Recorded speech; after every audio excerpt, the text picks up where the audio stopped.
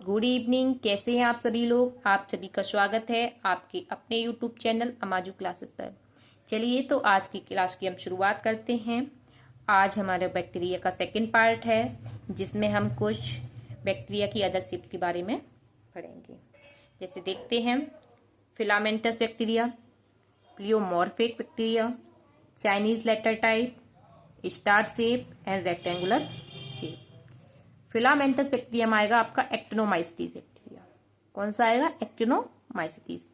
Pleomorphic में mycoplasma and rickettsia, mycoplasma and rickettsia. Chinese letter type में आएगा corynebacterium जिससे डिप्थीरिया कॉइज होगा। स्टार शेप से आता है स्टेला ह्यूमोसा और रेक्टेंगुलर शेप से आएगा हेलो कार्कुला, हेलो कार्कुला। आगे हम एक एक करके देखते हैं इनके बारे में। जैसे नंबर 1 पे पढ़ते हैं हम एक्टिनोमाइसीटीज जिससे हम एक्टिनोबैक्टीरिया भी कहते हैं।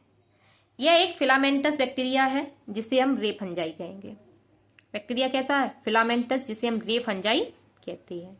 ग्राम पॉजिटिव बैक्टीरिया, जो बैक्टीरिया है वो स्टेन के आधार पर दो प्रकार के होंगे, gram positive and gram negative. यह जो है वो ग्राम पॉजिटिव है। आगे हम आपको दोनों ग्राम पॉजिटिव और ग्राम नेगेटिव दोनों के बारे में पढ़ाएंगे। फिलामेंट लाइक माइसिलियम और फंजाई हैज नोन एज रे फंजाई। इसके जो फिलामेंट हैं वो फंजाई में जिस प्रकार से माइसिलियम होते हैं उनकी तरह होते हैं, इसलिए हम इसको रे फंजाई कहते हैं। जो फिलामेंट इस प्रकार से माइसिलियम होते हैं फंजाई में, उसी प्रकार से इसके फिलामेंट होते हैं। जो एक्टिनोमाइसीटीज है इसमें एसेक्सुअल रिप्रोडक्शन जो होगा वो होगा वाया कॉनेडिया, कॉनेडिया के द्वारा इसमें एसेक्सुअल रिप्रोडक्शन होता है। इसके कुछ एग्जाम्पल देख लेते हैं। जैसे नंबर 1 पे आता है फ्रैंकिया। फ्रैंकिया जो है form symbiotic association with root of non leguminous plants. ये क्या करता है? नॉन लेग्यूमिनस प्लांट की रूट के साथ में सिम्बायोटिक एसोसिएशन शो करता है। सिम्बायोटिक एसोसिएशन शो कर मतलब क्या है? कोई दो ऑर्गेनिज्म होंगे वो आपस में क्या कर रहे हैं? रिलेशनशिप बना रहे हैं, इंटीग्रेट कर रहे हैं। वो भी कैसे? दोनों को क्या होने वाला है? प्रॉफिट होने वाला है। क्या होने वाला है? दोनों को प्रॉफिट होगा। उसमें जिसमें दोनों को क्या हो रहा है? प्रॉफिट हो रहा है। वहां जो होता है वो होता है symbiotic association. Non leguminous plants जैसे कैजुराइना, माइडिका, एलनस एंड एल्डे। ये जो फ्रैंकिया है वो सिम्बायोटिक एसोसिएशन रूट के साथ में कर क्यों रहा है? इसका काम है नाइट्रोजन फिक्सेशन करना। ये क्या करता है? जो नॉन लेग्यूमिनस प्लांट्स हैं उसमें नाइट्रोजन की कमी होगी जिसको कौन पूर्ति करता है? फ्रैंकिया। कौन करेगा? फ्रैंकिया। आगे इसका एग्जांपल है एक्टिनोमाइसीस का स्ट्रेप्टोमाइसिस। स्ट्रेप्टोमाइसिस जो है वो क्या करता है? एंटीबायोटिक प्रोड्यूस करता है। क्या करेगा? Produce antibiotics. कुछ इसकी स्पीसीज है जिससे अलग अलग एंटीबायोटिक्स प्राप्त की जाती हैं। जैसे है एक स्ट्रेप्टोमाइसिस ग्रेसियस। स्ट्रेप्टोमाइसिस ग्रेसियस से स्ट्रेप्टोमाइसिन एंटीबायोटिक प्राप्त की जाती है। यह जो एंटीबायोटिक है first antibiotic discovered by Voxman. किसके द्वारा खोजी गई थी? वॉक्समैन के द्वारा। सेकंड है स्ट्रेप्टोमाइसिस वेनिजुएली। स्ट्रेप्टोमाइसिस वेनिजुएली, इससे जो एंटीबायोटिक प्राप्त की जाती है वो है क्लोरेमफेनिकोल। आगे है स्ट्रेप्टोमाइसिस राइमोसस। ये इंपोर्टेंट है। स्ट्रेप्टोमाइसिस राइमोसस से टेरामाइसिन और ऑक्सीटेट्रासाइक्लिन एंटीबायोटिक प्राप्त की जाती है। आगे इससे जाती है स्ट्रेप्टोमाइसिस फ्रेडी जिससे नियोमाइसिन, स्ट्रेप्टोमाइसिस ऑरिफेसियंस इससे टेट्रासाइक्लिन और स्ट्रेप्टोमाइसिस एरिथ्रियम इससे एरिथ्रोमाइसिन एंटीबायोटिक प्राप्त करते हैं। एक्टिनोमाइसीस में दो और बैक्टीरिया आते हैं जिसमें है एक नोकार्डिया यूनिफॉर्मिस और एक है माइकोबैक्टीरियम। माइकोबैक्टीरियम में दो स्पीसीज है, Mycobacterium tuberculosis and Mycobacterium leprae. जो माइकोबैक्टीरियम ट्यूबरक्लोसिस है ये क्या करता है? टीबी कॉइज करेगा। क्या करेगा? टीबी कॉइज करेगा। और जो माइकोबैक्टीरियम लेप्री है इससे लिप्रोसी होता है। कौन सी डिसीज होगी? लिप्रोसी। आगे हम कुछ और बैक्टीरिया देख लेते हैं। जैसे एक बैक्टीरिया आता है रिकेट्सिया, जिससे अभी हमने बताया था कि एक प्लियोमॉर्फिक बैक्टीरिया है रिकेट्सिया। रिकेट्सिया जो है वो एक ग्राम नेगेटिव बैक्टीरिया है। कैसा है? Gram negative. Obligate intracellular parasite, ये जो है वो ऑब्लिगेट इंट्रासेलुलर पैरासाइट होगा।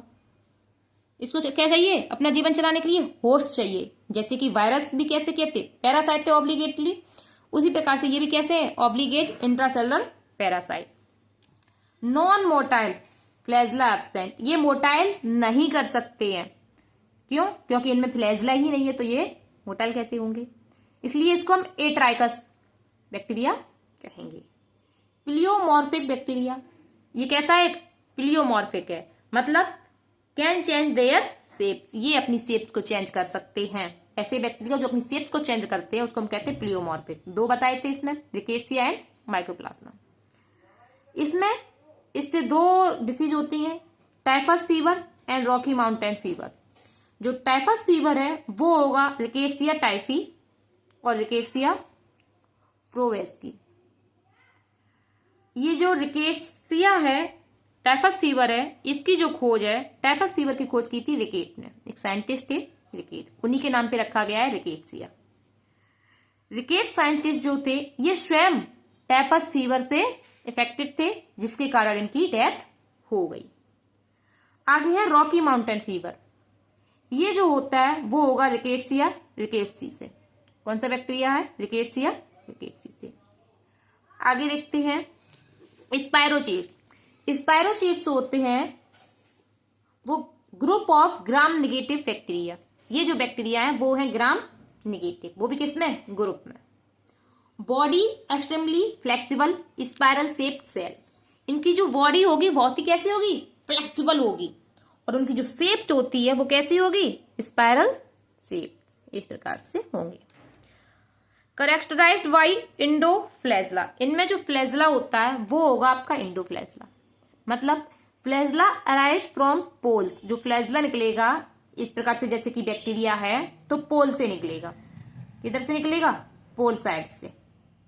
And located in periplasmic space, और ये कहां लोकेटेड होंगे? Periplasmic space. पेरीप्लाज्मिक स्पेस होते क्या है? जैसे कि ये है कोई बैक्टीरिया हमने ले लिया स्पाइरोचीट्स का, जिसमें ये सेल वॉल है, इसकी ये क्या है? Cell membrane. सेल वॉल और सेल मेम्ब्रेन के बीच में ये जो स्पेस है ये क्या है? Periplasmic space. इसी से ऐसे फ्लैजला निकला होगा, इसको क्या कहेंगे? इंडोफ्लैजले। इसमें जो इसका एग्जांपल है स्पाइरोचीट्स में 3 आएंगे आपके, ट्रेपोनीमा पैलिडम, बोरेलिया और लेप्टोस्पाइरा। ट्रेपोनीमा पैलिडम जिससे सिफिलिस कॉज होती है। जो सिफिलिस है वो एक एसटीडी डिसीज है। एसटीडी मतलब सेक्सुअली ट्रांसमिटेड डिसीज। ये जो डिसीज है वो कैसे होगी? सेक्सुअली, ऐसे ही किसी से नहीं होगी। ठीक है। आगे है बोरेलिया। बोरेलिया में 2 स्पीसीज आती हैं, बोरेलिया बक्सडॉर्फाई एंड बोरेलिया रेक्यूरेंटिस। बोरेलिया बक्सडॉर्फाई से क्या होता है? Lime disease. इससे कौन सी होगी? Lime disease. और जो बोरेलिया रेक्यूरेंटिस है इससे होती है रिलैप्सिंग फीवर। इससे क्या होगी? Relapsing fever. इसका जो वेक्टर होगा रिलैप्सिंग फीवर का, इसका जो वेक्टर हो जाता है वो होगी आपकी टिक्स। क्या हो जाएगी? और इसका हो जाएगा टिक्स। ठीक है। और इसमें हो जाता है आपका लाइम, हाँ इसका हो जाए लाइम डिसीज, यहीं पे लिख देते हैं हम आपका। इसका हो जाता है डियर टिक। ये टिक है और ये है डियर टिक। आगे बैक्टीरिया है लेप्टोस्पाइरा। इससे जो डिसीज कॉज होगी वो होगी leptospirosis. Corrected bye hooked and, इसमें जो होते हैं क्या हो जाते हैं? हुक्ड से बन जाते हैं। आगे हम एक बहुत ही इंपोर्टेंट बैक्टीरिया देखते हैं जिसका नाम है mycoplasma. This is very important bacteria. करने की दृष्टि बीमारी हमें तो बहुत करता है। ठीक है। तो ये जो बैक्टीरिया है माइकोप्लाज्मा, ये कैसा है? Wall less smallest living organism. Wall less, जिसमें सेल वॉल क्या है? एब्सेंट है। स्मॉलेस्ट लिविंग ऑर्गेनिज्म, सबसे छोटा जो जीव पूछा जाता है कोई, वो कैसा? लिविंग, सबसे छोटा सजीव जीव पूछते हैं तो हम किसका नाम लेते हैं? Mycoplasma, smallest living organism. Known as PPLO, हम इसको पीपीएलओ भी कहते हैं, मतलब pleuropneumonia like organism. Since cell wall absent has known as joker of microbiology, इसमें सेल वॉल एब्सेंट है इसलिए इसे हम जोकर ऑफ माइक्रोबायोलॉजी भी कहते हैं। कैन चेंज देयर शेप, ये जो बैक्टीरिया है माइकोप्लाज्मा, ये अपनी शेप को चेंज कर लेता है, इसलिए इसका जो नेचर होगा वो कैसा होगा? प्लियोमॉर्फिक। जो माइकोप्लाज्मा टर्म है वो दिया था नोवाक ने, और जो पीपीएलओ टर्म है वो दिया था पाश्चर ने। माइकोप्लाज्मा किसने दिया? नोवाक ने। और पीपीएलओ किसने दिया? पाश्चर ने। इसका जो प्योर कल्चर है वो नोकार्ड एंड रॉक्स ने किया था। नोकार्ड एंड रॉक्स। इसके हम कुछ यूनिक फीचर देख लेते हैं।